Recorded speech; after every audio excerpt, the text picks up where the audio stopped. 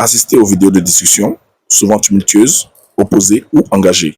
Que ce que moi je constate généralement sur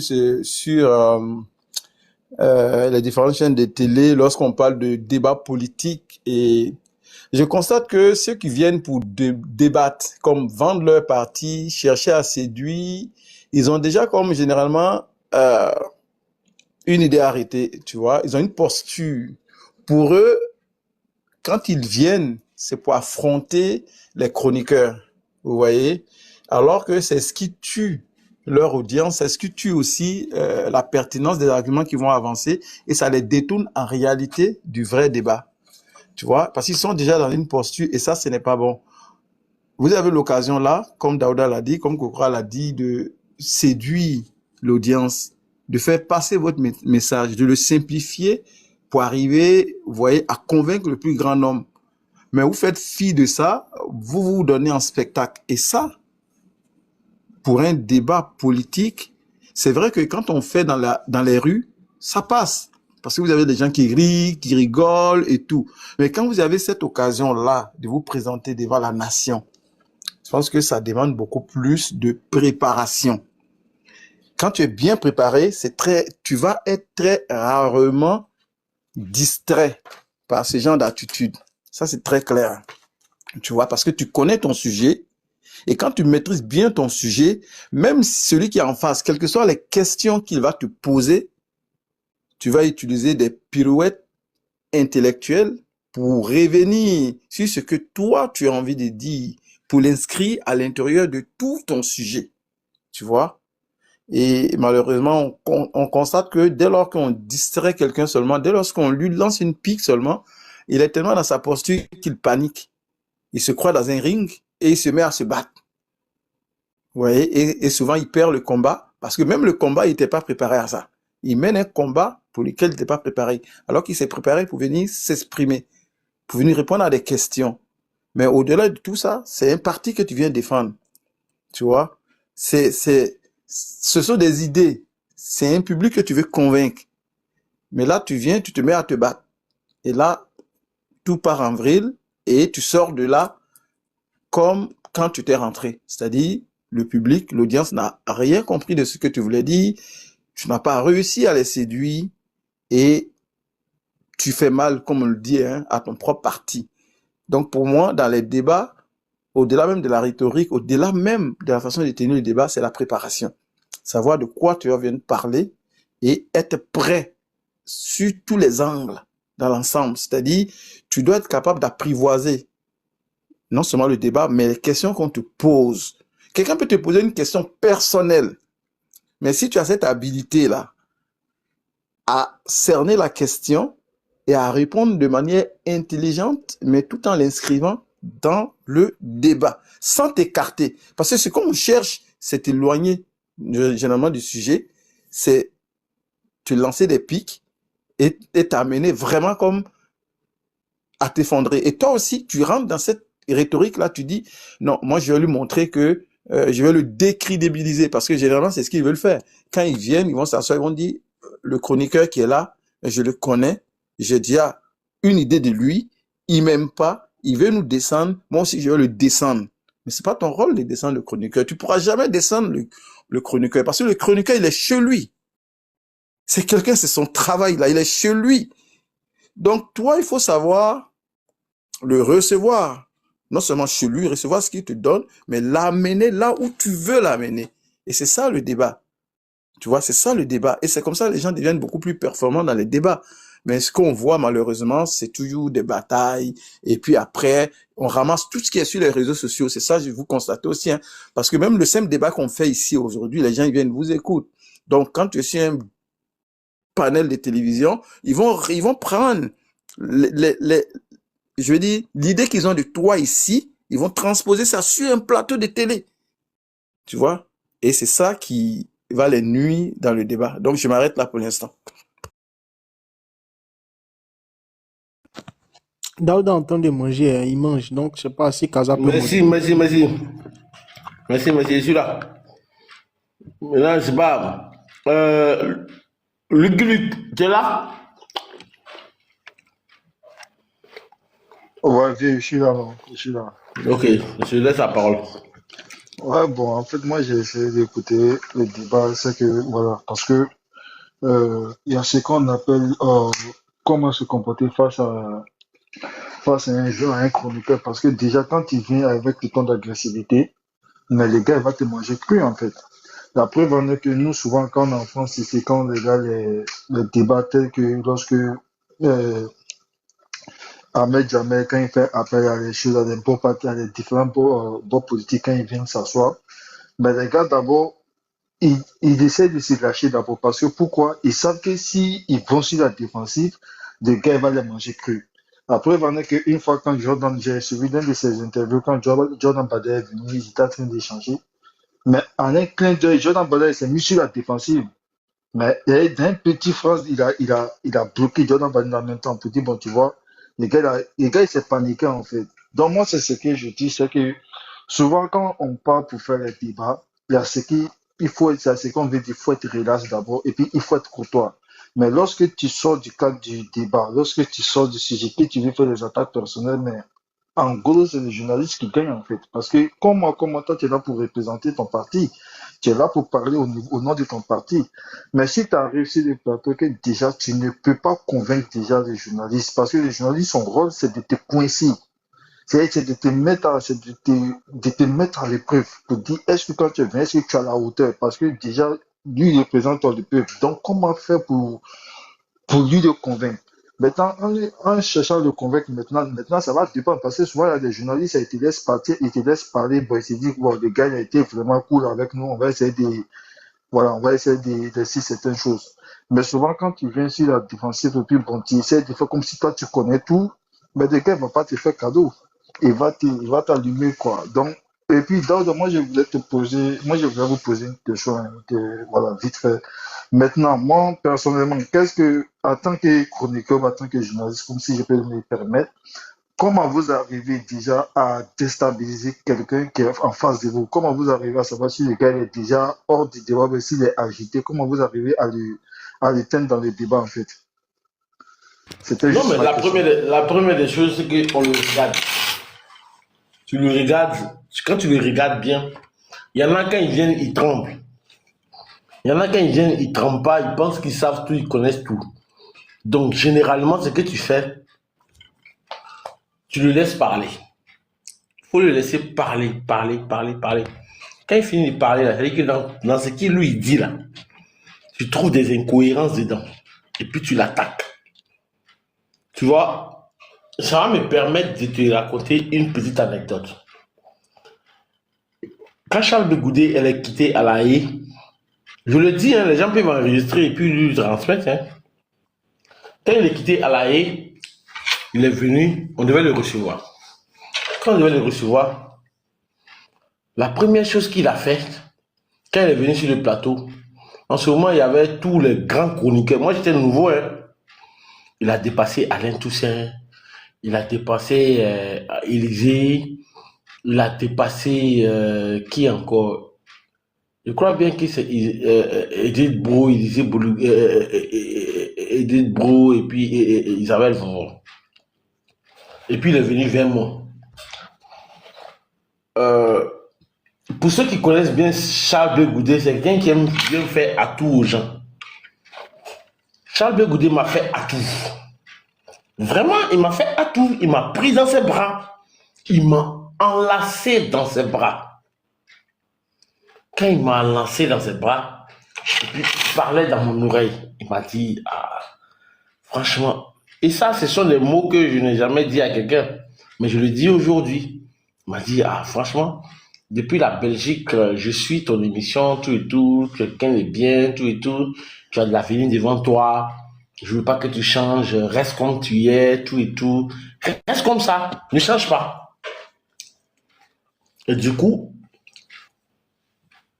dans l'émission était compartimentée en trois.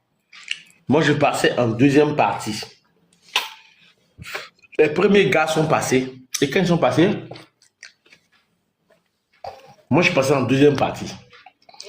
Quand je suis passé, franchement, ça, je ne l'ai jamais dit à quelqu'un. Et puis, beaucoup de personnes ne peuvent pas le voir. Mais j'ai perdu mes moyens. J'ai posé des questions tranquilles, tout et tout, mais c'était vraiment des questions assez basiques. J'ai une vieille mère, une amie, mais parce que sans trahir, sans rentrer dans les détails, Kokora, c'est de qui je parle, qui m'a appelé le soir après l'émission, qui m'a dit, mais je t'ai pas senti dans l'émission. Il dit, mais comment ça? Il dit, il a posé mes questions. Elle dit, oui, tu as posé tes questions, mais il t'est pas senti. Il dit, comment ça? Elle dit, non, c'était pas comme avant. Et elle me dit maintenant, explique-moi exactement tout ce qui s'est passé dans le studio. Ce que je viens d'expliquer là, je lui ai expliqué. Quand j'ai fini de lui expliquer, et c'est là, elle m'a dit, Charles Blé Goudé est rentré dans ton esprit. Il dit, comment ça? Elle dit, oui, il est rentré dans ton esprit. Parce que le fait qu'il t'a embrassé, il t'a parlé, il t'a désarmé.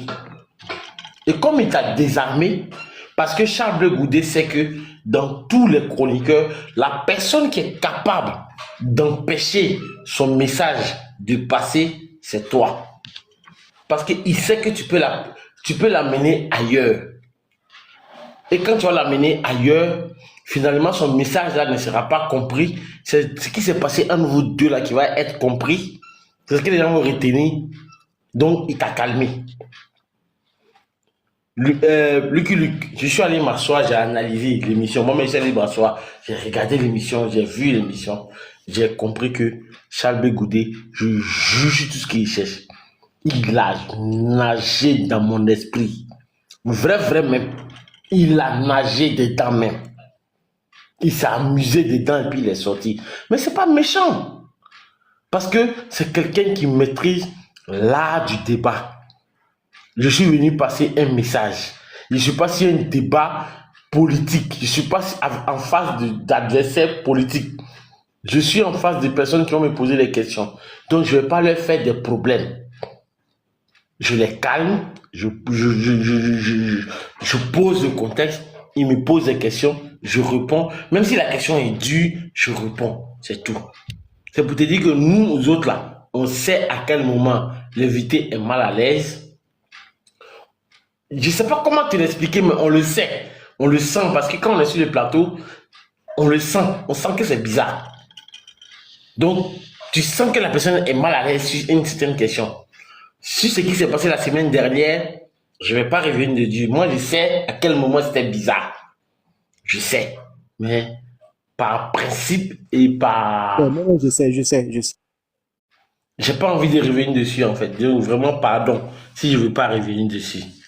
Je souhaiterais, avec la permission de Sisben, de Kaza et de Diane et puis de Ibra, donner la parole à Boloy. Boloy, après tout ce qu'on a dit là, qu'est-ce que toi tu as compris et qu'est-ce que tu as dit? Oui, Monsieur Daouda, merci de me redonner la parole. Non, j'ai compris beaucoup de choses. D'abord, j'ai compris que l'atmosphère avant plateau est annonciateur de l'atmosphère pendant l'émission. Et que quand des hommes politiques viennent,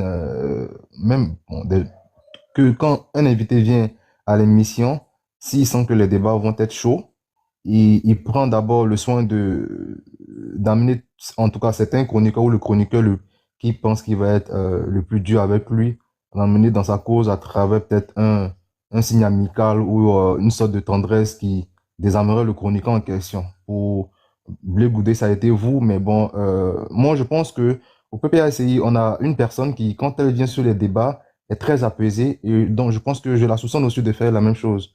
C'est le député Javed TID, je sais pas si il prononce bien, parce qu'à chaque fois qu'il vient sur les débats, il est très calme et quand bien même les esprits veulent se chauffer, les gens en face de lui, de par son calme olympien, j'ai envie de dire, il emmène tout le monde à baisser le ton et à avoir une discussion assez cordiale, de telle sorte que si on avait des questions qui pourraient peut-être le gêner, en tout cas, j'ai remarqué ça, à chaque fois qu'il vient sur votre émission, vous êtes assez tendre avec lui, vous n'êtes pas trop dur avec lui. Contrairement à quoi Justin, qui une fois est venu sur le plateau, et ça a été assez dur. Donc moi je considère que bon, nos communicants sont bons, qui sont très bons. Les deux en question, Blaise Lance et Sibiko, je considère qu'ils sont très bons. Mais bon, je suis au regret à mon cœur défendant d'avouer que le camarade Fabrice Lago, il a une manière d'intervenir qui cherche la petite bête.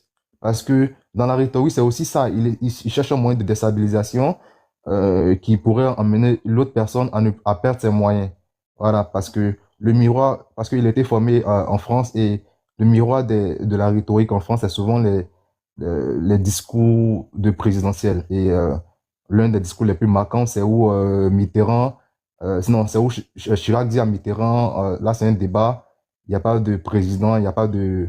On est tous candidats à une élection et Mitterrand lui répond, bien sûr, monsieur le Premier ministre, parce qu'actuellement, Chirac était le Premier ministre. Et tout le débat, Chirac a été déstabilisé. Et aussi, pour le deuxième cas qui me vient à l'esprit, c'est quand Ségolène Royal, sentant que Sarkozy ironisait sur le sort des plus démunis, a voulu s'énerver et Sarkozy lui a répondu, quand on veut être président de la République, il faut être calme. Donc, je pense que c'est cette technique-là que M. Lago essaie d'employer souvent, des techniques de supériorité rhétorique, de telle sorte que la personne qui va intervenir, qui est en face de lui, soit un peu désarmée pour ne plus pouvoir l'atteindre. Donc, je pense que c'est une méthode de débat qui souvent marche, souvent ne marche pas. Et le jour qu'il est venu sur le plateau, vous ne voulez pas en parler, donc j'en parle pas. Mais je pense que l'événement de NC 360 fait qu'il était un peu sur le, bon, je sais pas, un peu sur le grill. Et bon, mais quand même, je ne considère pas qu'il soit venu avec les couteaux entre les dents. Je le considère comme un très bon débatteur. Mais pour synthétiser, je vais dire que l'atmosphère avant plateau est très importante. On n'est pas dans les coulisses. Et maintenant, on va juger que si vous êtes tendre avec un invité, c'est que sur le plateau, il a complimenté vos chaussures, votre veste ou toute autre chose qui pourrait vous ramollir par rapport à vos interventions qui pourraient être virulentes à son égard. Donc voilà ce que j'ai retenu et on n'est toujours pas à l'abri d'apprendre des choses comme quand on n'est pas à l'envers du décor. Merci beaucoup, M. Daouda. Daouda, tu me permets, je vais poser une question à Boulol. Ouais, vas-y. Boulol, bon, hormis que M. Lago, c'est vrai que c'est un bon débatteur, mais tu ne vois pas qu'il a trop de punchline, là. Tu trouves pas? Bon, Kaza, tu parles loin du téléphone, je n'entends pas bien, tu parles loin du téléphone. Ouais, pardon. J'ai Koulibaly, dit, monsieur Koulibaly, votre micro, monsieur Koulibaly. hormis que M. Lago, c'est vrai que bon, moi je le trouve bon débatteur quand même, mais tu ne trouves pas qu'il a trop de punchline? Moi, c'est comme ça que moi je vois les choses. Et toi, qu'est-ce que tu en penses? D'accord, ok, d'accord. Non, C'est-à-dire je te les réponds. les petites phrases, ce qu'on appelle dans les débats les petites phrases. D'accord. Je te réponds. Bon, l'analyse que je fais, c'est qu'on a une communication 15 secondes. La communication 15 secondes, c'est la communication tweet, c'est-à-dire la communication, ce qui va rester dans le débat. Ça fait que généralement, mais ça plonge même le fond de la pensée et c'est la forme qui revient à la surface. Ça veut dire que quand Lago va sur les débats, je pense qu'il a de très bonnes interventions, mais il y a souvent des phrases comme ça qu'il lance alambiquées pour essayer de déstabiliser l'adversaire et c'est ce qui reste. Comme par exemple, je prends un exemple, la dernière fois, quand monsieur le maire de ici a parlé, il a dit que vous êtes trop rebelle. J'ai entendu ça. C'est une phrase qui est censée déstabiliser la personne en face. Et il a aussi dit comment vous avez fait pour devenir maire même. Bon, c'est des choses qui peut lancer comme ça. Il pense que ça peut déstabiliser l'adversaire, ça marche ou pas. Mais c'est sa façon de communiquer. Je pense qu'il tient ça de certains communicants de la France insoumise qui sont très friands de ce genre de propos-là. Mais bon, après, c'est des jugements de valeur. Moi, je pense qu'il est très bon. Certains peuvent penser qu'il n'est pas bon, mais moi, je pense qu'à chaque fois qu'il est sur les plateaux, il est très bon. Et ces petites phrases à lui, c'est et ça reste. Par contre, pour finir, son binôme qui est Monsieur Blaise Las, vous avez vu depuis la fin du débat sur NCT 360, c'est l'anaphore qu'il a fait sur le trop c'est trop, en citant le trop c'est trop au début de chaque phrase. Cette anaphore est restée parce qu'il parlait de choses de fond. Et lui, par contre, je le trouve très super bon sur le débat. Mais bon, Lago aussi est très bon et il peut encore s'améliorer. Voilà ce que je te réponds. Mais tu sais que, en fait, bon là, moi je vais te dire, tu sais que tu fasses, si tu me demandes de faire un choix entre les deux, honnêtement, je disais que je suis prêt à prendre Blaise Las. Tu sais pourquoi? Parce que Blaise Las est très insidieux. Très. Moi, j'ai eu à faire une interview à Blaise Las. Blaise Las, c'est quelqu'un qui est tellement froid, tellement calme, que souvent, là, je sais pas, tu as des difficultés même pour attaquer. Tout à l'heure, tu as parlé de Tchéidé. Mais Tchéidé, là, tu l'aimes ou tu l'aimes pas ou. Mais le doyen est tellement calme Monsieur que tu Daouda, es au... Koulibaly, Oui. tu n'as pas besoin même de parler, mais moi, mais j'allais venir amorcer, j'allais abonder dans le même sens que toi en ce qui concerne Monsieur Tchéidé. Si tu me permets, mais j'ai fait ma prise de parole. Bien sûr, il n'y a pas de problème. En fait, moi, le meilleur débatteur au PPAC, je suis du RHDP, hein, je précise, mais pour moi, le meilleur débatteur au PPAC, c'est Monsieur Tchéidé. Souvenez-vous, il m'a fasciné lors d'un débat. C'était face au ministre Touré Mamadou. C'est vrai que le ministre Touré Mamadou a été très bon, mais j'ai beaucoup apprécié le calme de M. Tchéidé. Il s'attaque à personne, il fait son déroulé et il a bien compris l'essence même d'un débat. Parce que un débat, l'objectif d'un débat, c'est de faire passer un message. Et ça, le responsable Kokora l'a stipulé tout à l'heure. Et je crois que M. Ismo, le démocrate, a abondé dans le même sens. Lorsqu'on vient dans un débat, on véhicule un message et on s'adresse à l'audimat. On ne cherche pas à convaincre son co-débatteur, on ne cherche pas à convaincre son contradicteur qui est plutôt à bouter sur sa position. Et ça, moi, je l'ai toujours dit. On s'adresse à ceux qui nous écoutent. Et ce sont ces personnes-là qui vont juger de la pertinence de nos propos, de nos arguments, et qui vont aller naturellement faire des vérifications. On ne s'adresse à personne, on ne s'adresse pas, n'est-ce pas, au contradicteur. Parce que le contradicteur, il a bouté sur sa position. Si vous venez dans un débat pour convaincre vos contradicteurs, ça veut dire que vos contradicteurs même ont forcément des faiblesses. L'objectif, on s'adresse à ceux qui nous écoutent. Et ce sont ces personnes-là qui vont déceler le vrai du faux, qui vont juger n'est-ce pas, de la pertinence de nos arguments.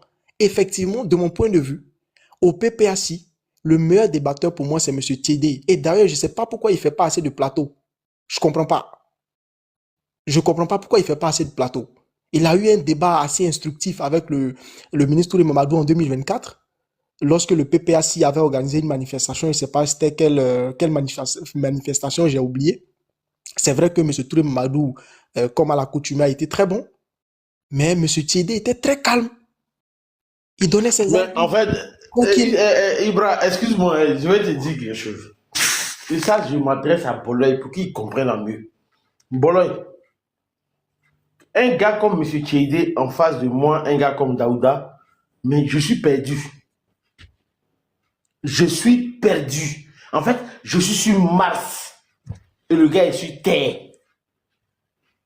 Je ne sais pas ce que j'essaie. Si c'est que j'essaie de te dire là, si tu comprends mieux. Pour dire que je suis en train de trahir des petits secrets. Moi, je suis chaud. Je suis sanguin. Donc, face à moi, quand j'ai quelqu'un qui est calme, mais vraiment, je suis perdu. Je suis embêté même. Je suis là, je tourne, je dis, mais la question que je me pose, je dis, mais je suis dans moi-même. Maintenant, quand tu viens et puis tu es chaud, Dieu, champion, Bolin, si tu es chaud avec moi, tu ne vas pas t'en sortir. Parce que le chaud là, c'est ce que j'adore. Le chaud là, c'est ce que je veux. Donc quand tu viens te dire, mais faut te calmer, ah mais merde, tu es mort. Il ne pas te laisser. Il te coller. Il te coller. Et puis tu t'en sors pas. Quel que soit ce que tu vas dire, ça veut dire que je n'écoute personne, c'est toi. Tu es ma cible. Il y a 45 minutes. Comment je fais pour que tu perds tes 45 minutes? Et je souhaite, Boloy, que tu partes regarder. Ça, je ne suis pas censé te le dire, mais je vais te le dire parce que tu es un frère que j'aime bien. Je souhaite que tu partes regarder l'intervention, l'échange que j'ai eu avec Abiba. Et puis tu partes regarder l'échange que j'ai eu avec Liania Ferdinand. Je souhaite que tu partes regarder l'échange que j'ai eu avec celui que tu sais. Va regarder les 3 interventions. Et tu vas voir que c'est la même méthodologie. Mais prends un exemple banal. Hier, Israël Gebo, premier vice-président de ADCI, il arrive. Mets de côté le fait que c'est lui qui m'a formé au journalisme. Il faut mettre ça de côté. Parce que moi, je n'ai rien à foutre de ça. Lui, moi, on a un antécédent. Et il ne rentre pas dans ça. Mais il était important pour moi de signifier à tout le monde que oui, le monsieur m'a formé. C'est une reconnaissance c'est un devoir de reconnaissance que j'ai vis-à-vis de ce monsieur qui m'a formé au journalisme, qui m'a donné ma chance de faire du journalisme. Et c'était une manière pour moi aussi de dire aux uns aux autres, celui que vous adulez là, c'est lui qui m'a formé. C'est-à-dire qu'il est le témoin vivant de ma formation en tant que journaliste. Donc, bon, beaucoup de personnes n'ont pas compris, mais bon, moi, j'ai dit le message, ceux qui comprennent ont compris. Ok. Mais le monsieur, oui, vas-y, Ibra. Ouais, non, vas-y.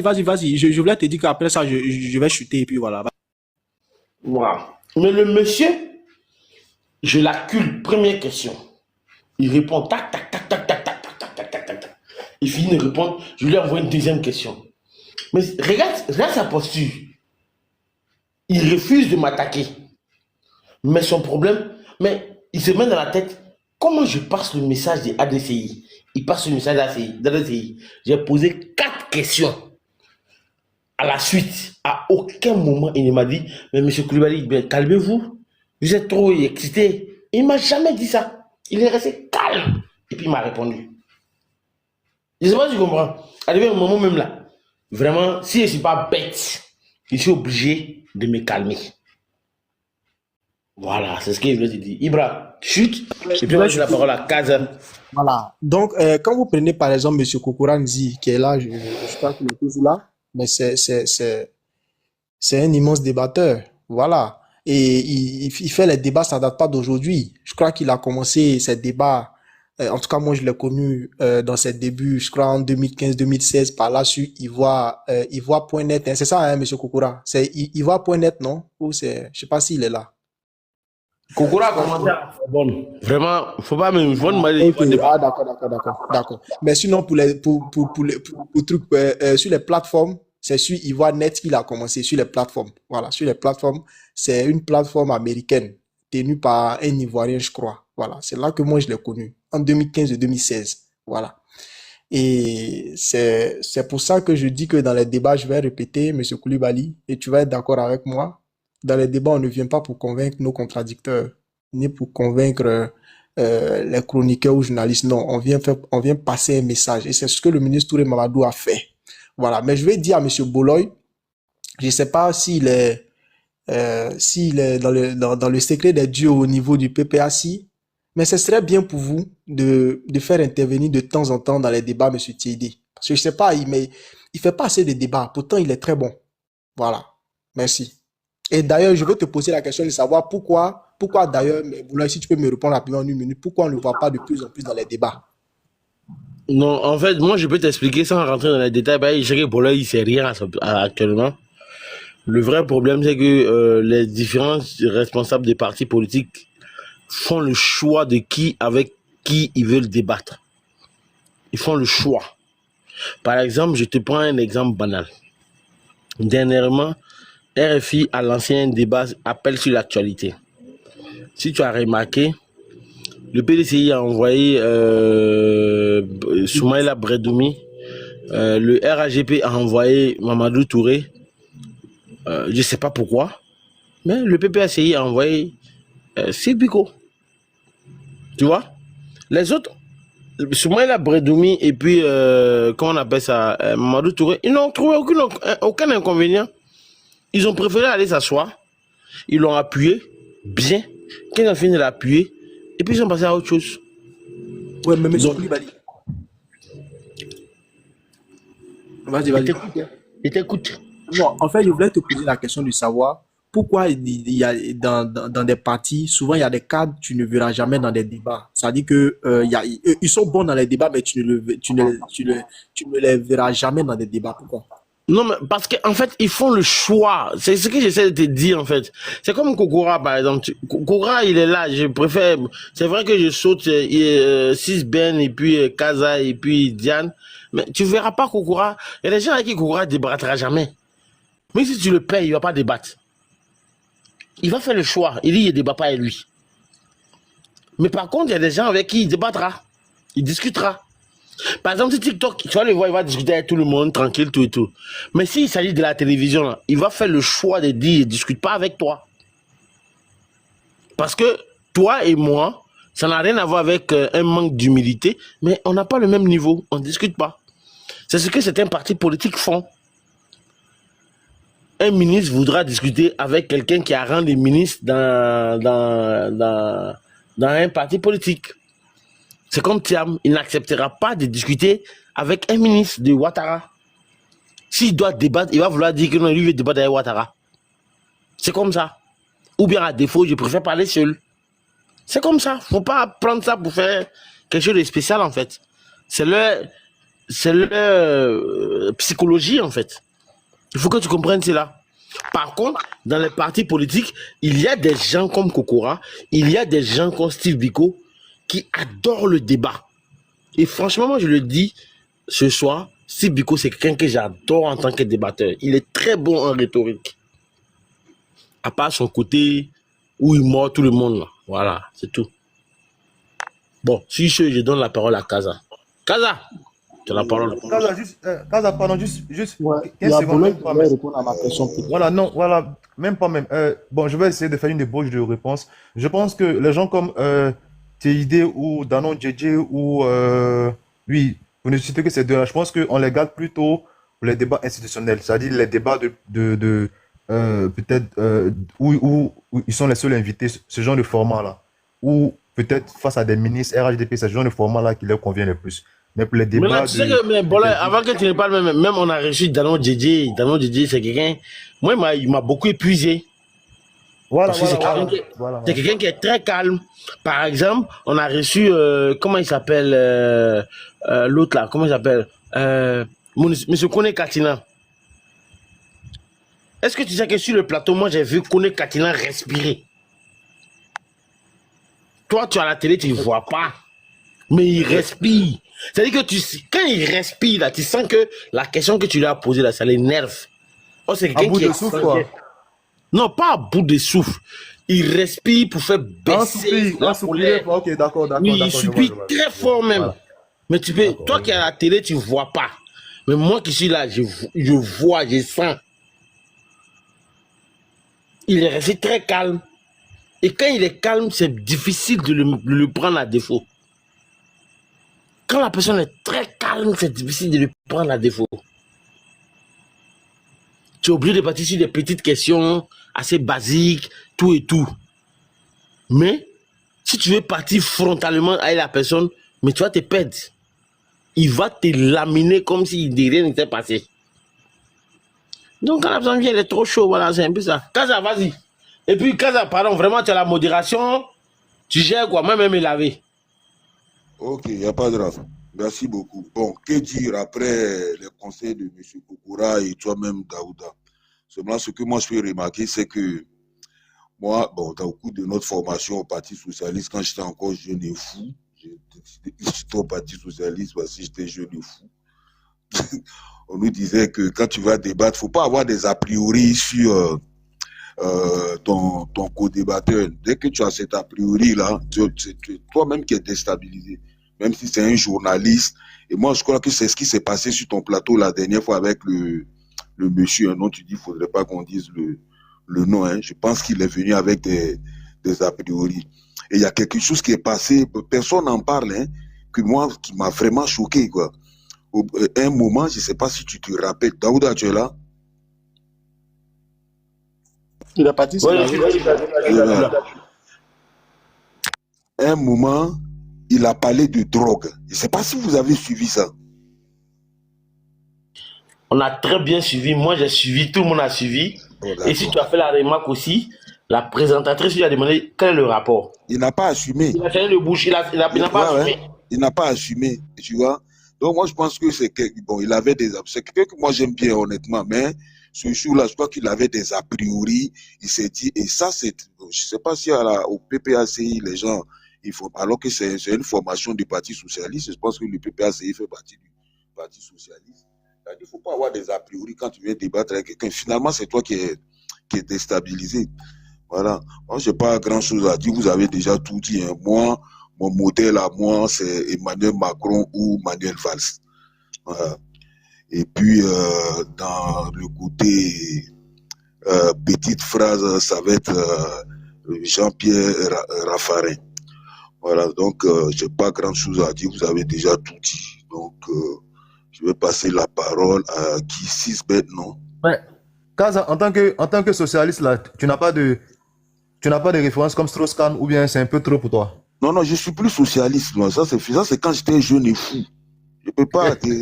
Vous, les socialistes, vous dépensez de droite. Ouais, vous dépensez l'argent que vous ne créez, la richesse que vous ne créez pas. Et ça me fatigue. Doyen Kaza. Hein? Doyen Kaza, oui, sur ce sujet-là, truc après 6 ben et les autres. Si vous le permettez, Ibra, si vous le permettez, j'ai bien envie de poser une question à Ismo et à Kokora. Est-ce que Kokora ne dort pas? Il dort pas, il est là. Moi, je connais Kokora, il dort pas. S'il dort, il va te dire qu'il m'a dormi. Lui, il se cache pas pour aller partir. En fait, la question que je pose à Kokora et à Ismo, vraiment, le général Doumbouya est venu en Côte d'Ivoire. Il est arrivé en Côte d'Ivoire, c'était bien, nanana, il a été bien reçu, tout ça, voilà. Mais on n'a pas la même approche avec le général Assimi Goïta et le capitaine Ibrahima Traoré. Pourtant, Doumbouya est aussi un putschiste qui a renversé un pouvoir, tout ça. Est-ce que vous ne pensez pas qu'il y a une forme de 2 poids, 2 mesures? Ah, mais ça, là, tout le monde va réagir là-dessus. Hein. Mais bien sûr, tout le monde va réagir. Donc, je souhaite commencer par Kokora. Kokora, c'est quoi ton avis? Est-ce que tu ne trouves pas que Ouattara, il a fait un peu trop? Je te dis Kokora, donc. Je peux répondre à Daouda. Daouda, ils ont répondu. Excuse-moi, ils avaient reçu Oligi aussi, non? Oligi, c'est un putschiste. Je peux répondre. Hein. Il faut apprécier la chose sous 2 angles. D'abord, lorsqu'il y a un coup d'État, je veux dire, la communauté se met au chevet du pays pour accompagner ceux qui font le coup d'État pour amener le pays sur la voie de la Constitution, sur la voie de la légalité. Donc, il y a une attitude à adopter. Ils sont considérés comme des putschistes, comme des militaires au pouvoir, et on va les traiter comme tels. Vous voyez? Mais dans un autre contexte où la géopolitique régionale s'est fortement modifiée en créant des animosités, il y a des jeux de positionnement qui se font. Ça aussi, ça appelle à une certaine attitude. Et ça, c'est valable partout dans le monde. Le président Ouattara étant, qu'on le veuille ou non, en animosité avec Assimi Goïta, Tchiani, Ibrahima Traoré, qui sont à ses frontières et qui constituent des menaces. Il a besoin de se faire des alliés. Ça, c'est n'importe lequel des chefs d'État, des présidents, agira de la même façon. Donc, il a le Ghana qui est entre les deux et il a M. Doumbouya qui est de l'autre côté, qui est un militaire. Est-ce qu'il veut avoir M. Doumbouya dans son dos? La réponse est non. Aucun de nous ne voudrait avoir M. Doumbouya dans son dos et en ayant Ibrahima Traoré, Tchiani et Ibrahima Traoré en face. Donc, le jeu de séduction est là et le positionnement géostratégique est là. Voilà pourquoi il appelle Monsieur le Président et il accueille de cette façon-là. Donc, c'est un jeu de positionnement, c'est de la politique pure et dure, simplement. C'est un jeu d'intérêt et c'est un jeu stratégique aussi.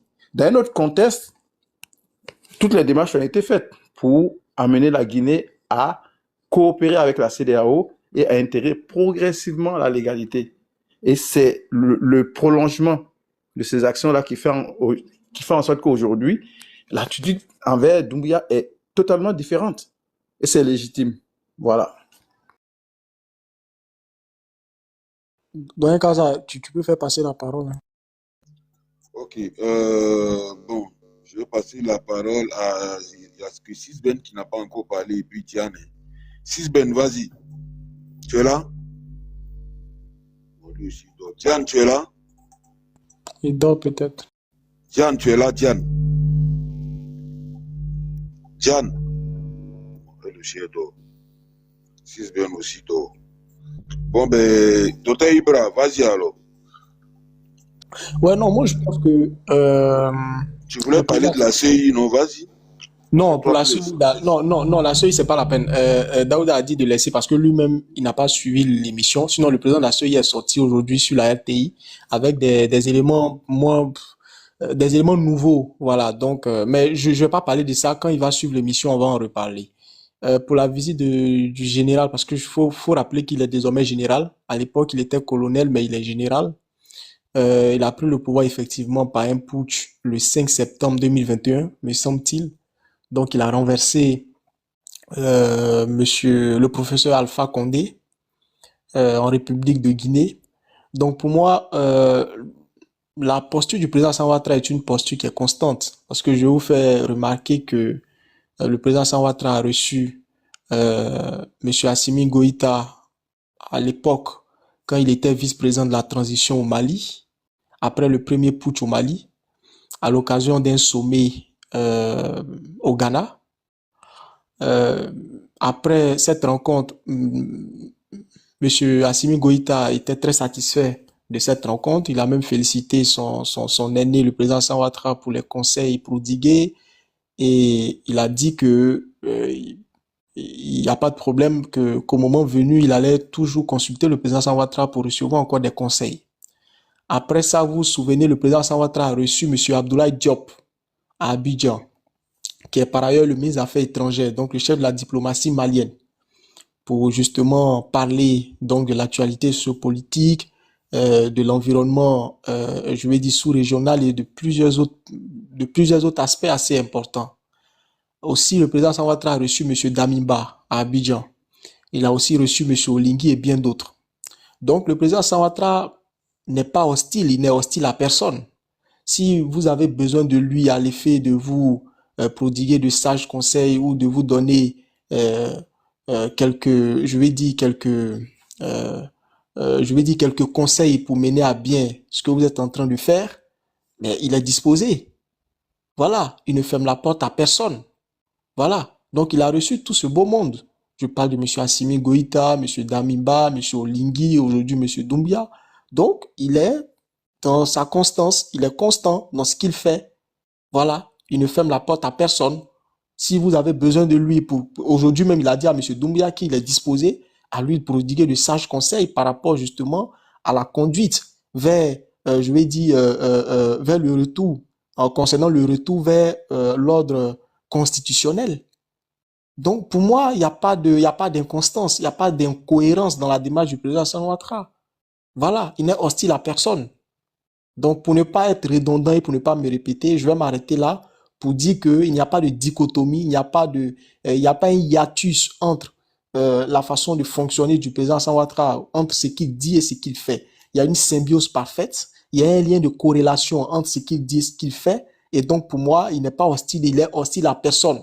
Si vous avez besoin de lui, bon, pour moi, il répondra présent. Et la preuve en est, j'ai cité quand même quelques personnalités arrivées par des méthodes peu orthodoxes au pouvoir, mais je vais dire qui ont été reçus par le président Hassan Ouattara. Donc, c'est un fils d'Afrique, il n'est fermé à personne. Voilà, je vais m'arrêter là. Moi, je suis totalement opposé à tout ce que tu viens de dire. Moi, rien ne justifie un coup d'État. Bon, on ne t'entend pas, hein, Doyen Kaza. On t'entend faiblement. Voilà. On m'entend maintenant, là. Je sais pas, j'ai un problème. Ouais, là, c'est bon. Voilà. Moi, je ne suis pas d'accord avec toi, Ibra. Je suis désolé. Moi, je suis un légaliste. Rien, absolument rien ne justifie un coup d'État. On ne peut pas condamner un coup d'État à gauche et puis recevoir des positions à droite. Non, il faut être au contraire, il n'y a pas de cohérence.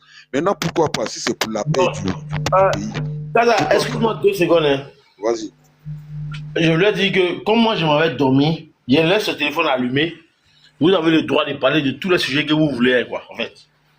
Non, mais la CEI, il a déjà dit qu'on ne devait pas parler de ça. Moi, je m'avais dormi, je ne suis pas là. Donc, vous parlez de tout. D'accord. C'est ça, moi. D'accord. Donc, après Kaza, moi, je vais revenir après dessus. Ok, il n'y a pas de problème. Non, merci, Taouda. À demain, alors. Ouais, donc moi, je disais... Ok. Moi, je disais qu'on ne peut pas condamner un coup d'État à gauche et puis recevoir des putschistes à droite. Soit on condamne tous les coups d'État. Il n'y a pas de coup d'État salvateur. Ça, c'est un truc que moi, je ne veux pas entendre. M. Olingi, il a fait un coup d'État. C'est vrai qu'après, il a organisé des élections démocratiques. Il est venu. Mais voilà, soit on condamne ou on ne condamne pas. Moi, quand le président de la République, avec la CEDEAO, à juste titre, on voulait, souvenez-vous, ils ont voulu même prendre l'armée pour aller déloger des putschistes avec l'aide de la France. On ne sait pas, avec le Nigeria qui était vent debout. Alors, mais pourquoi il y en a, on veut déloger avec des armes et puis on reçoit d'autres? Non, non, non, non. Moi, je dis, il ne faut pas encourager rien, absolument rien de justifier un coup d'État. On doit prendre le pouvoir par des élections. Voilà. On a fait un premier coup d'État en Afrique en 1966, ou bien je ne sais plus quand là. Et en 2025, on a encore des putschistes parmi nous. Non, non, non, non, non. Moi, je ne suis pas d'accord avec ça. Il faut condamner absolument tous les coups d'État. Rien, absolument rien n'est justifié. Un coup d'État, toi, tu es docteur. Si toi, tu te plains, tu fais quoi? Est-ce qu'avec tes seringues et ton matériel, tu peux faire un coup d'État? Pourquoi l'autre? Parce qu'il est militaire, parce qu'il a des armes, donc avec ça, lui peut se permettre de faire un coup d'État sous prétexte qu'il n'est pas content. Il n'est pas content, il enlève son treillis, il va battre la campagne, il pose sa candidature. Voilà, Jerry Rawlings l'a fait, il l'avait fait à l'époque. Voilà. Donc, il faut, non, faut pas, moi je ne supporte pas les coups d'État. Honnêtement, ça c'est quelque chose que je déteste. Rien, absolument, pour moi, hein, ça n'engage que moi. Pour moi, absolument rien ne justifie un coup d'État. Voilà.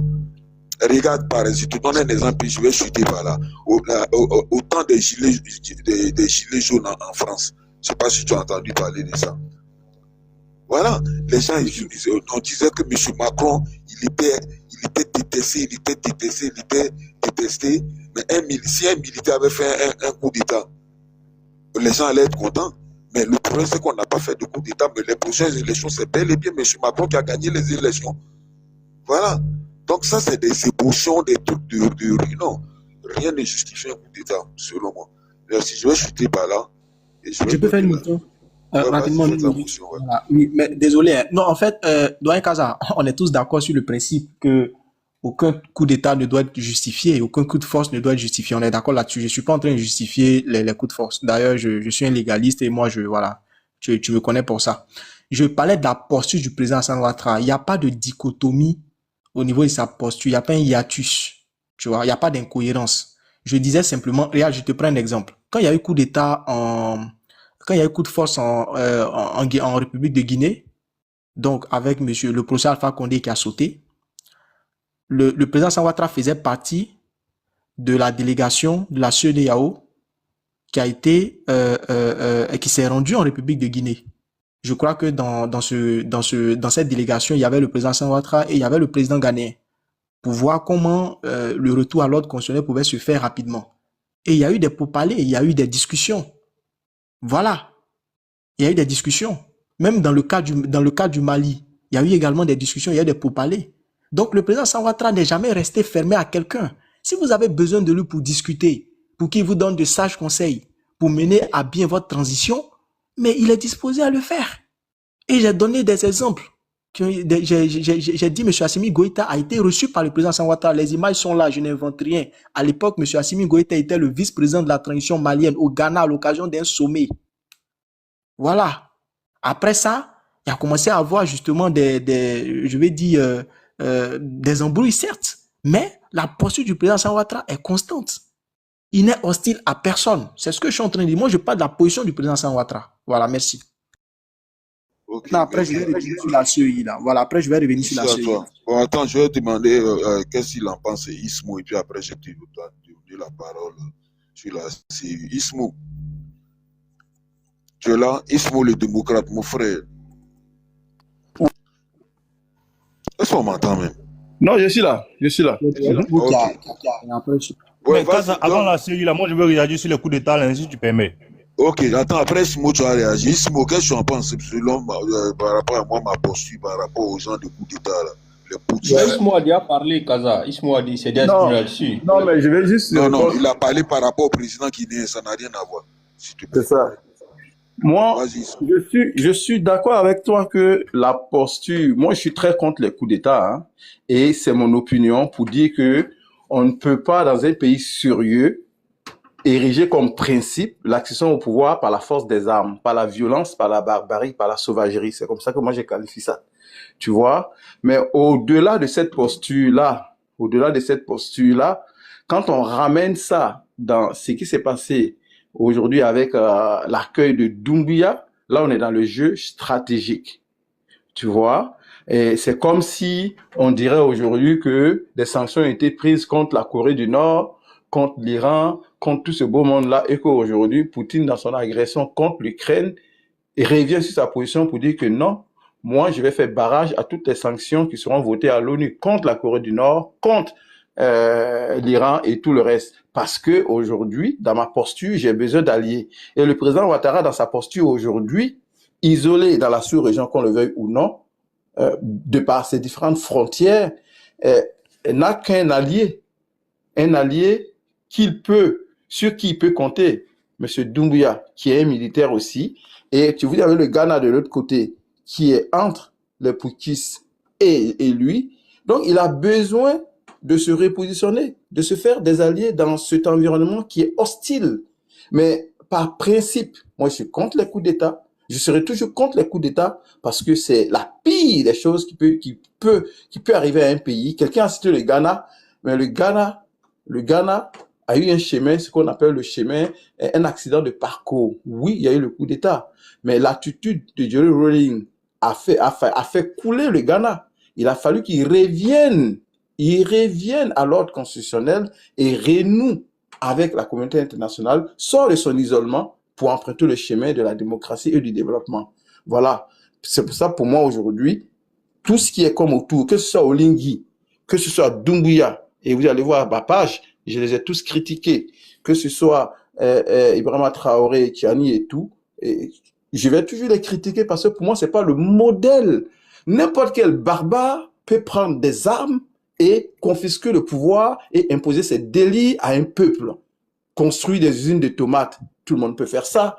Construire des routes, quand tu es à la tête d'un État, tout le monde peut faire ça. Mais quand dans un pays, on a d'autres compétences et que on a un projet et que chacun doit proposer ce projet-là au peuple afin que le peuple lui-même soit souverain pour dire on choisit ce pouvoir-là, on choisit cette offre-là et qu'à la fin on dise oui on l'a choisi mais on veut changer l'alternance. Moi je suis d'accord uniquement qu'avec la démocratie. Voilà mon nom, Ismaël le démocrate. Je défendrai la démocratie partout où je serai.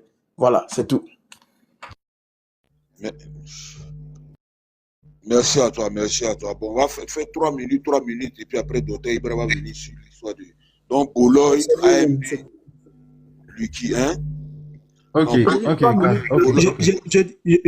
J'ai dit 3 minutes de temps de parole, c'est bien même. Comme ça, c'est succinct, c'est précis, c'est Ouais, comme ça, on va liquider cette affaire de coup d'État et puis toi, tu vas revenir sur ton livre. Il n'y a pas de...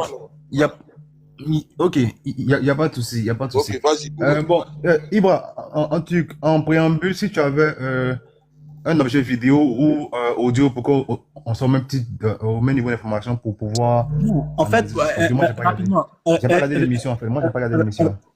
Rapidement, en 10 secondes, je vais t'arracher quelques temps. Alors, pour le président d'ACEI, là, moi, j'ai suivi, c'est sur RTI, c'était, je vais dire, question-réponse, voilà. Mais en fait, moi, il y a un aspect sur les parrainages. Voilà, c'est ça que moi, je vais faire ressortir aujourd'hui. Parce que je savais pas, je sais pas si vous savez, mais moi, je savais pas. C'est sur ça que je vais épiloguer, voilà. C'est sur le parrainage. Juste un aspect, voilà.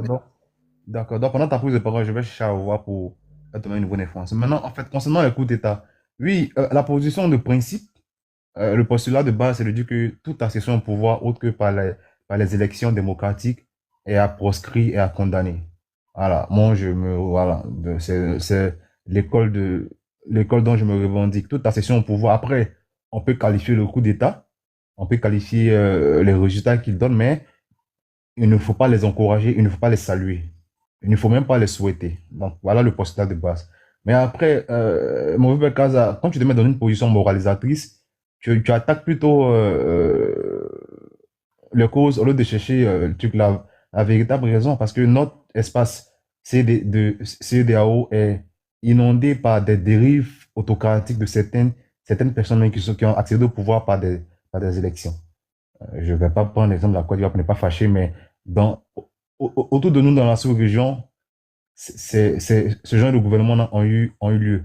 Donc, pour autant, je ne dis pas qu'on doit les remercier par des coups d'État, mais je pense que on doit revoir notre mode de gouvernance pour ne même pas laisser une brèche à ce genre d'accession au pouvoir là. Maintenant, où je trouve que la position du président de la République actuellement bon, j'ai pas envie de dire hypocrite, mais bon, je n'en pense pas moins, parce que quand la position qu'il a eue face au Nigeria, plutôt face au Niger, bon, je me suis senti très gêné en tant qu'Ivoirien. Quand le président de la République, bien évidemment, c'est en accord avec la CEDEAO, mais quand lors de sa conférence de presse d'après sommet, il vient et devant le pupitre, il dit que la Côte d'Ivoire est prête à envoyer 800 soldats au Niger. Moi, franchement, j'ai pas du tout apprécié ça. Donc, la posture qu'il a, parce que on prend l'exemple du Malien et du Burkinabé, ça, c'est des cas extrêmes. Moi, je pense que ce gouvernement-là devrait revoir les façons de communiquer. Mais pour le cas de Tiani, le président, franchement, l'attitude qu'il a eue, en promettant même une force d'intervention, moi, j'ai trouvé que c'était inadéquat et qu'il fallait épuiser toutes les voies de dialogue avant de penser même à cela. Voilà. Fort heureusement, après, ça n'a pas eu lieu. Les esprits se sont calmés. Et bon, Tiani continue. Et puis bon, je pense que le président qui était détenu a été libéré, sauf avis contraire.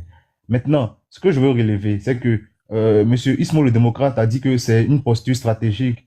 Mais bon, je pense que si on devrait, parce que il est évident que toute la sous-région actuellement nous est hostile. En tout cas, en ce qui concerne nos voisins immédiats. On a le Burkina et le Niger qui sont dans une posture révolutionnaire. Le Burkina et le Mali, bon, qui sont dans une posture révolutionnaire que moi je qualifie de quand même bizarre. Et il y a le Ghana qui joue pas fort en jeu. Il y a le président ghanéen qui vient nous faire les yeux doux, pendant qu'il va faire les yeux doux, aller à l'ES pour négocier pour qu'ils accèdent à ces ports pour les marchandises. Donc je trouve que si le président Alassane Ouattara avait avoir une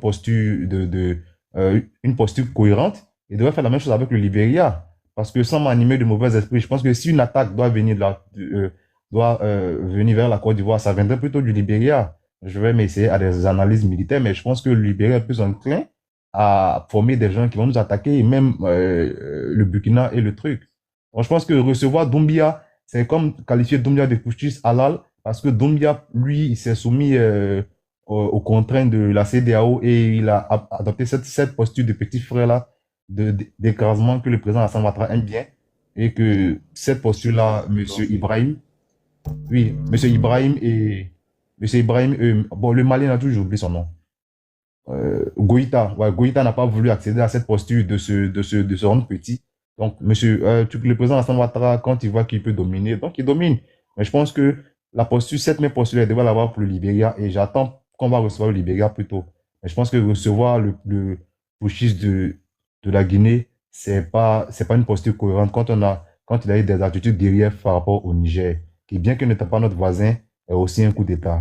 Donc voilà ce que je voulais dire. Merci. AMD, 3 minutes, tu vas, vas-y.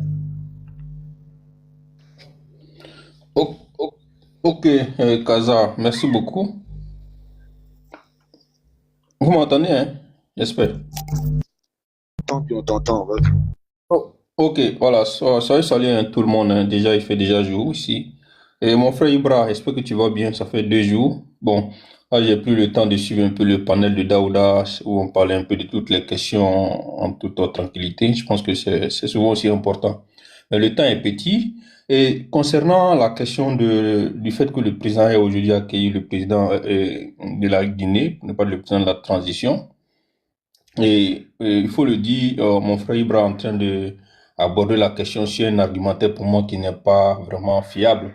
Parce que la question du fait que le président ait reçu Assimi Goïta lorsqu'il était Premier ministre, ça c'était un autre contexte. Il y avait un civil qui voilà, après ce put-là, qui avait été voilà, nommé à ce poste-là, et Assimi en tant que militaire était l'adjoint. Donc je pense que ce n'est pas le même contexte. Là, la question qui se pose, c'est le contexte où Assimi m'a pris les rênes du Mali, tu vois.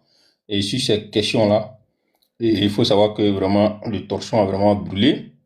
Et le président Ouattara, il faut reconnaître qu'il a pris une position très rigide par rapport à ses homologues aussi qui font partie de la CEDEAO. Et donc, cette question-là, aujourd'hui, je peux, pour ma part, considérer que le président Ouattara a quand même, faut le dire, et il peut avoir une petite, voilà, un regret par rapport à sa prise de position personnelle avec la déclaration que le frère Bolin même vient de nous rappeler tout à l'heure.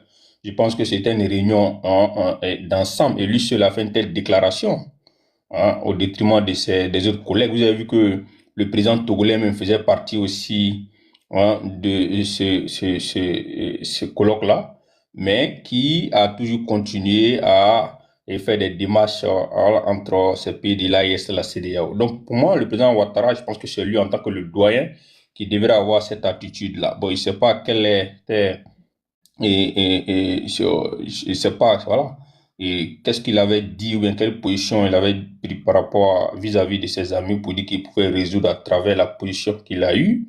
Donc, ça peut être regrettable. Et je suis d'accord avec Ismo sur un point.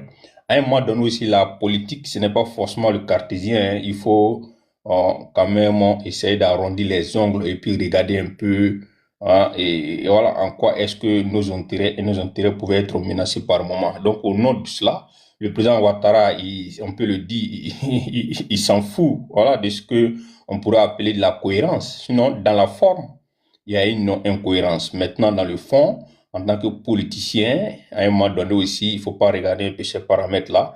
Aujourd'hui, comme Ismo l'a dit, quand il regarde de façon diplomatique, voilà, les différentes frontières, il y a une hostilité avec tous les autres pays frontaliers, à part à part le Libéria et puis peut-être le Ghana, mais les pays poutistes aujourd'hui. Donc, quand il regarde ça, est-ce qu'il faut encore créer de l'hostilité encore avec celui qui est resté?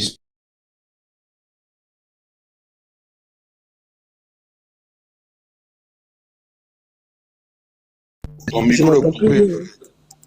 Je Ton n'entends micro plus est rien. coupé. Il a eu un problème de connexion. Kaza, après ça, j'aurai une notion, ce genre de choses à rectifier. Non, je vais parler vite fait, puis je vais descendre. Il y a Frenchman qui va Ouais, me il faut attendre. Lucky va finir. Je vais te donner la motion. D'accord, j'ai compris. AMD, ton micro est fermé. Hein. Peut-être que tu es en train de parler dans le vide. Il faut voir. Ah, il a chuté. Problème de réseau. Lucky, vas-y pour tes 3 minutes. Ok, moi, en fait, moi, ce que je voulais dire, en fait, c'est que, voilà, il faut dire dans l'ensemble, voilà, aucun d'entre nous qui est sur les panels peut accepter, peut dire qu'un coup d'État est bon, voilà. Un coup d'État, c'est toujours condamnable, qu'il soit dans les pays où tu vis, qu'il soit dans d'autres pays. Mais après, il faut regarder dans le contexte aussi, parce que moi, j'ai toujours dit, le président Ouattara, c'est quelqu'un qui n'a jamais fermé la porte à la discussion. Voilà, il a toujours condamné les choses, mais n'a jamais dit qu'il était fermé à la discussion. Donc, si on prend le cas du Mali et on prend le cas du Niger, ils ont fait le coup d'État. On était tous d'accord, ils ont fait le coup d'État et c'est que le président de la République a condamné de manière ferme. Mais par contre, il n'a pas dit qu'il était fermé à la discussion. Il les a même dit, trouvez un temps pour que vous organisiez les élections dans les temps bien précis. Maintenant, c'est à eux d'organiser, voir comment ils peuvent gérer cette situation.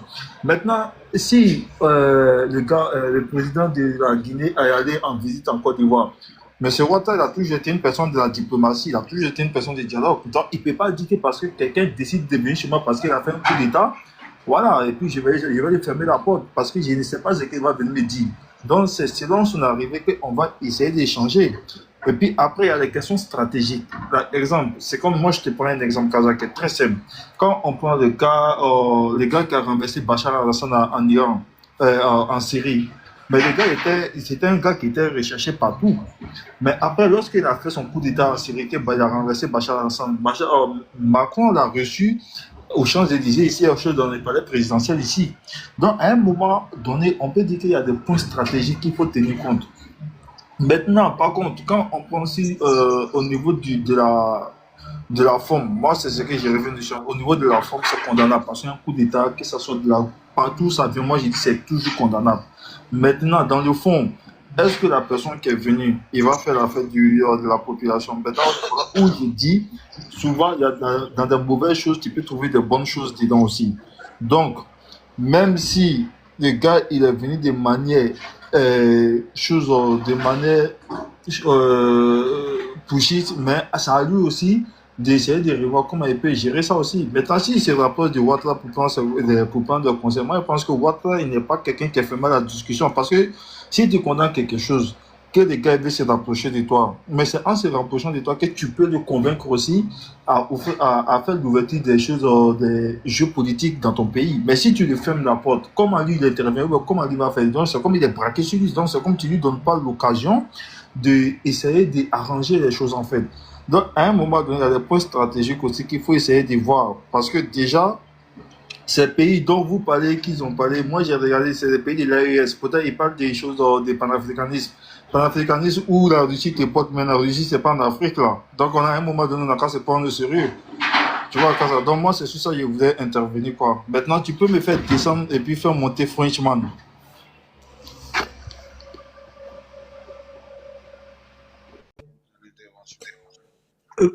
Frenchman, là, j'ai l'impression qu'il est en privé. Du coup, seul le modérateur peut justement voir sa demande. Non, C'est l'impression. quand c'est le modérateur, oui, il peut le faire monter, non? Non, je t'explique. Quand un compte sur TikTok est en forme privée, est sous la forme privée, seul le modérateur peut voir la demande de ce compte. Je sais pas Ouais, si tu me mais comprends. en fait, par contre, quand il était avec moi chez Sissi là-bas, c'est bon, je le faisais monter là-bas. Mais D'accord. même Pour aujourd'hui, là, l'instant, en fait, oui, effectivement, parce que même aujourd'hui, j'ai essayé de le faire monter, mais je ne le voyais pas. Peut-être son ok. compte est privé en fait. Voilà, c'est ce que je dis. Sinon, moi, je suis modérateur ici, mais je ne vois pas sa demande. Donc, Ouais, du coup, s'il a effectivement. son compte en privé, seul le modérateur. Non, AMD, personne ne t'a descendu. Tu as eu un problème de réseau. Moi-même, je m'apprête à te répondre. Donc, si tu peux monter, personne ne t'a descendu. Kaza, tu es là? Dans un Kaza, je ne sais pas si j'ai. Je suis là. Bon, vas-y avec Oui, je souhaiterais faire une motion rapidement par rapport aux propos de AMD et faire Mais quelques il n'est pas précisions. là. Il n'est Oui, pas là. mais je crois qu'il m'entend. C'est important parce qu'il a dit des choses. Il y a quand même près de 300 personnes. Je vais répondre. Voilà, je vais répondre en une minute et puis je vais laisser la parole, si tu me permets, bien sûr. Alors, Vas-y. pour le Mali, il faut savoir qu'au niveau du putsch, au niveau du Mali, M. Assimi Goïta était le second. Et attends, Ibra, faut faire monter Miel, elle est là en bas. Hein. D'accord, je la fais monter.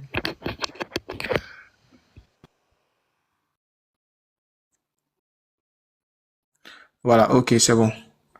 Et oui, c'est ce que j'ai dit, Olivia. J'ai dit que quand un compte est en forme privée, seul le propriétaire du panel peut voir la demande. C'est ce que j'ai dit. Voilà.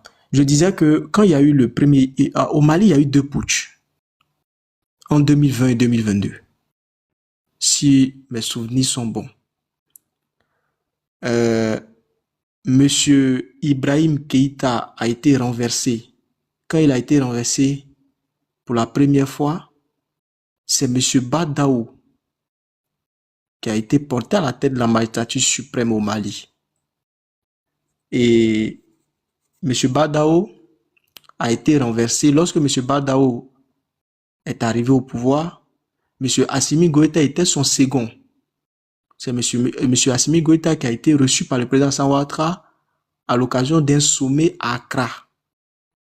Il en était même content. Les images sont là. C'est pour ça que j'ai dit que le président Ouattara est cohérent dans sa démarche, qu'il n'est fermé à personne. Aussi, je tiens à rappeler que lorsqu'il y a eu les putschs en 2020 et 2022 au Mali, le président Ouattara, qui a toujours été un pion, je vais dire, une personnalité assez importante et influente au niveau de la CEDEAO, a toujours, avec ses pairs, naturellement, ont toujours dit qu'il fallait tout de suite organiser l'élection. Il y a eu des pourparlers, il y a eu des dialogues, tout ça. Après, la junte malienne n'a pas respecté les délais et a commencé à se braquer. Qu'est-ce que le président Ouattara pouvait faire dans un tel contexte? Qu'est-ce qu'il pouvait faire? Il y a eu plusieurs médiations à l'effet que la junte puisse revenir naturellement à l'ordre constitutionnel. Donc, si la junte n'est pas venue, alors après, ils ont commencé à se braquer, ils ont commencé à s'énerver parce qu'ils ne voulaient pas aller à l'élection. Je parle bien sûr des éléments de la junte. Voilà, ça aussi, il faut préciser ça aux uns aux autres. Même en Guinée, ils avaient demandé qu'une élection soit organisée. Ça n'a pas été fait. Le président Ouattara même faisait partie je vais dire, de la délégation qui s'est rendue en République de Guinée pour demander justement, pour comprendre les choses et demander que l'ordre constitutionnel soit rétabli. et qu'il y ait rapidement l'organisation d'une élection. Donc, il y a une cohérence dans la démarche du président Ouattara. En tout cas, ça, c'est mon constat. Après, chacun peut aller de son interprétation, mais c'est mon avis. Et je le dis je l'ai toujours dit, dans un débat, on ne vient pas pour convaincre nos contradicteurs. Les gens nous écoutent, ils pourront vérifier ce que je dis. Et puis bon, ils pourront juger de la pertinence de nos propos. Merci, Monsieur Kaza. Ok, vas-y, il faut enchaîner avec les 5 minutes. Ah oui, c'est vrai. La CEI, bon, c'est vrai que je vais pas tarder, je vais vous laisser, parce que j'aurai des choses à faire. Sur la CEI, Monsieur Koulibaly Ibrahim Kubier a dit quelque chose sur, en tout cas, si j'ai bien entendu, sur les parrainages. Je vais rappeler d'abord le principe du parrainage et je vais dire ce qu'il a dit. Alors, pour les parrainages, faut savoir que la notion de parrainage a été instituée en 2020 avec la modification du code électoral en 2020. C'est l'objectif pour le candidat, c'est de pouvoir obtenir 1% de l'électorat dans 15 régions. Normalement, en Côte d'Ivoire, il y a 31 régions et il y a 2 districts autonomes. Le district autonome d'Abidjan et le district autonome de Yamoussoukro. Mais pour faciliter un peu les choses, les parrainages sont recueillis seulement que pour la moitié des régions, plus les 2 districts autonomes. Donc, quand on fait 33 divisé par 2, on tombe autour de 16,5. Donc, il faut arrondir à 17. Donc, il faut pouvoir pour chaque candidat obtenir 1% de l'électorat dans 15 régions, plus les 2 districts autonomes. Donc, district autonome d'Abidjan et district autonome de Yamoussoukro. Donc, ça vous fait 17. Voilà, pour chaque candidat.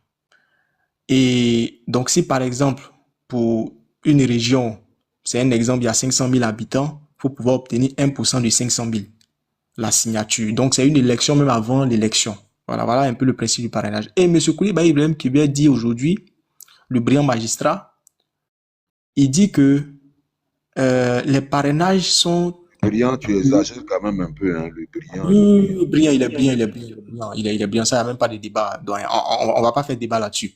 Il dit que, moi je savais pas, je sais pas si vous savez, il dit que en fait, que le candidat qui va recueillir le parrainage là, doit être électeur. Après avoir suivi la discussion, donne ton point de vue en commentaire.